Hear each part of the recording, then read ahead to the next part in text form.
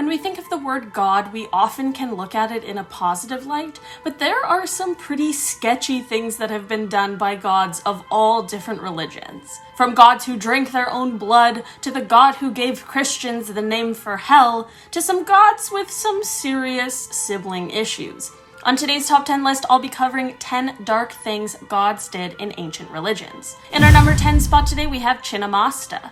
Chinemasta is a Hindu and Buddhist goddess of self-sacrifice and sexual restraint. Her name literally means she whose head is severed, so these next couple stories probably won't be all that surprising. There is one legend that claims that she, along with other gods and goddesses, were searching the ocean for an immortality elixir. Apparently she drank the demon's portion of the potion and then decapitated herself in order to prevent them from ever reclaiming it. The other legend says that her and her attendants were bathing for too long one day, which led to them being extremely hungry.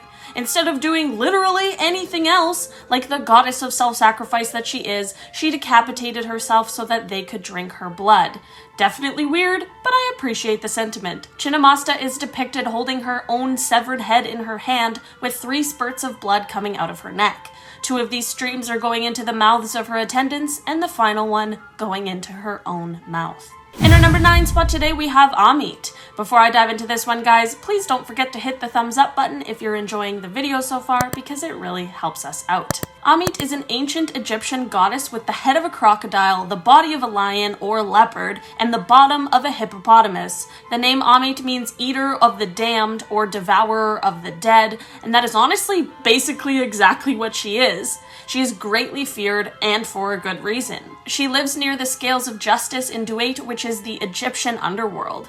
This is where she does her work. After a person dies, their heart is weighed on the scales against the feather of truth. If the heart was light enough, the person would be allowed to pass into the afterlife, but Amit is always waiting for those whose hearts are heavy. If a person's heart was too heavy and unbalanced the scale, then Amit would eat the heart and they would be denied entry to the afterlife. It is said that the souls of those who were denied were destined to be restless forever. In our number 8 spot today, we have Apollo. Apollo is a Greek god who is the son of Zeus, and at a first glance seems like a pretty likable guy, but he's done some extremely questionable things. You know what they say, like father, like son, and in the case of Apollo, that is pretty accurate considering he has quite a temper. Apollo has been known to punish people with illness and plague, which is truly pretty messed up. During the Trojan War, Apollo shot arrows that had been infected with the plague into a Greek camp, which is honestly a pretty twisted thing to do. There is another story about him where he was rejected by Cassandra, who was the daughter of King Priam and Queen Hecuba of Troy, and so he decided to punish her. He gave her the ability to see the future, but only the tragedies that the future holds. And the worst part, if she told anyone, no one would ever believe her. In our number 7 spot today, we have Xiangtan. Xiangtan is a Chinese deity who has some bad intentions. He fights against the supreme divinity. Xiangtan was fighting a battle for supremacy when he was beheaded. You think that this would be the end, but it absolutely was not. Nothing was about to stop him, not even losing his head.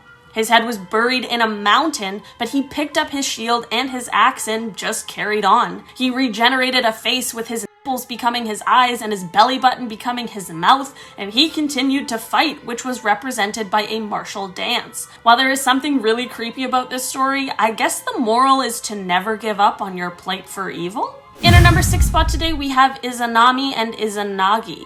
This is kind of like a 2-for-1 deal because both of these people play a huge role in this story. Izanami no Mikoto comes to us from Japanese mythology, and her name means she who invites. She is both the goddess of creation and death, and is the former wife of the god Izanagi no Mikoto.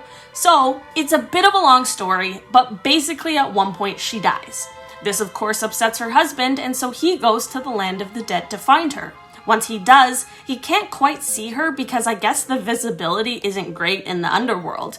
He then goes to take her home with him, but she says she can't leave because she has already eaten the food of the underworld, which has made her one with the dead. Later, when she's sleeping, he takes a torch up to her face and sees that she is no longer beautiful, but has rotting flesh with maggots like a zombie. That zombie part isn't in the story, but it's just how I imagine it. After After this, he runs the heck away because she woke up and is trying to chase him down. He ends up making it all the way to the entrance to the world of the dead, and he pushes a huge boulder in front of it that now separates the world of the dead from the world of the living, but it also sadly separates him from his wife. Of course, she is mad at everything that just happened, even though she was acting pretty weird and is also dead. So she swears that she will kill 1,000 living people every day because he left her there. And to this, he replies that he will offer 1,500. In our number 5 spot today, we have Huitzilopochtli. Huitzilopochtli is a god in the Aztec religion, and he is the god of the sun, but also of war and human sacrifice. His origin story is a pretty wild one. So, his mother is Coatlicue, who is very important.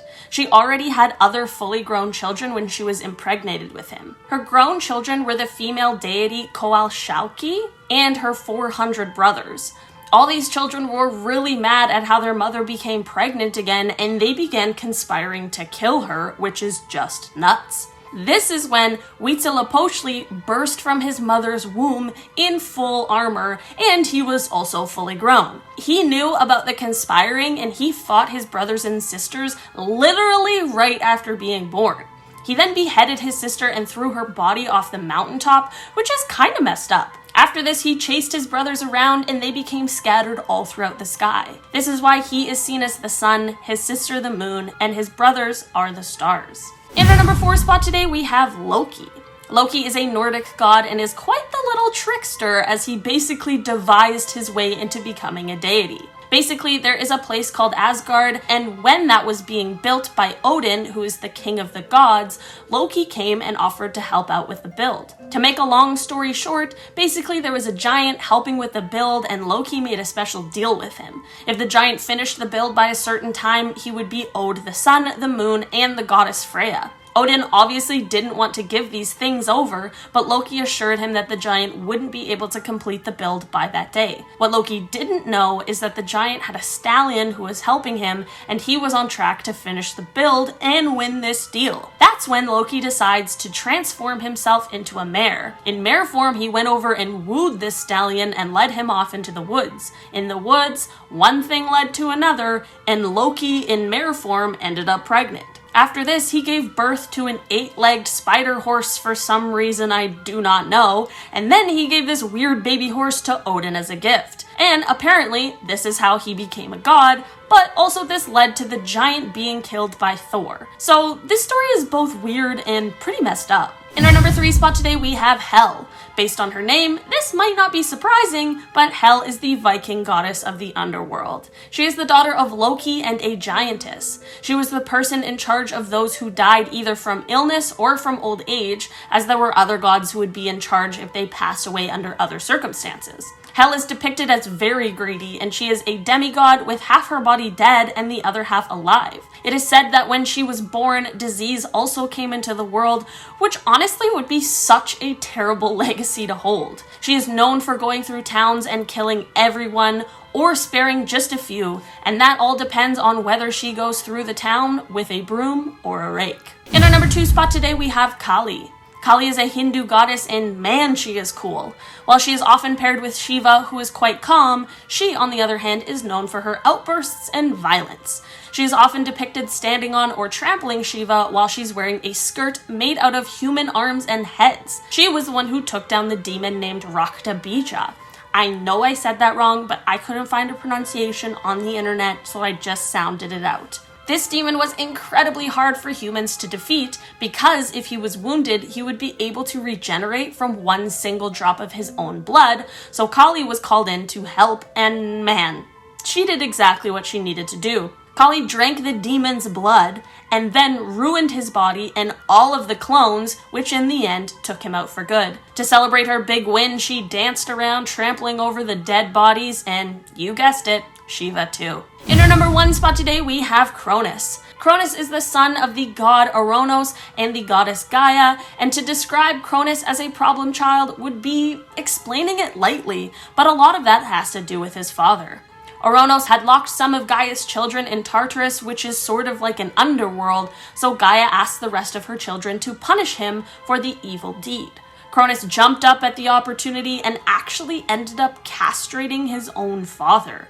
After this, the rest of Gaia's children were freed, but Cronus decided to re-imprison them again, and then he proceeded to take his father's throne and marry his own sister. Because of this, his mother was absolutely rattled, and she predicted that he would end up being overthrown by one of his own children. This led Cronus to eat all of his own children as they were born, so that he could stop that from happening, which I guess is one way to do it. Luckily, his wife and mother hid one of these babies away, who ended up being Zeus. Alright guys, that has been our list for today. Thank you so much for checking it out. I've been your host, Olivia Kozlowski, and I'll see you next time. Bye!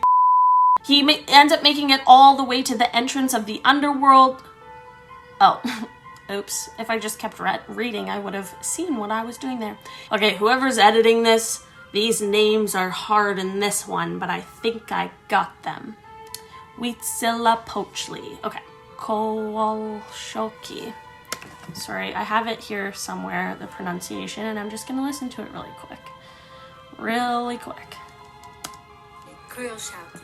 Koyalshauki. Okay, cool. Nailed it. Well, didn't nail it, but ready to nail it. Okay. Her grown children were the female deity Coalchique. Is that how they said it? So sorry. Well, features prominently in Aztec mythology. Koalshauki. Okay.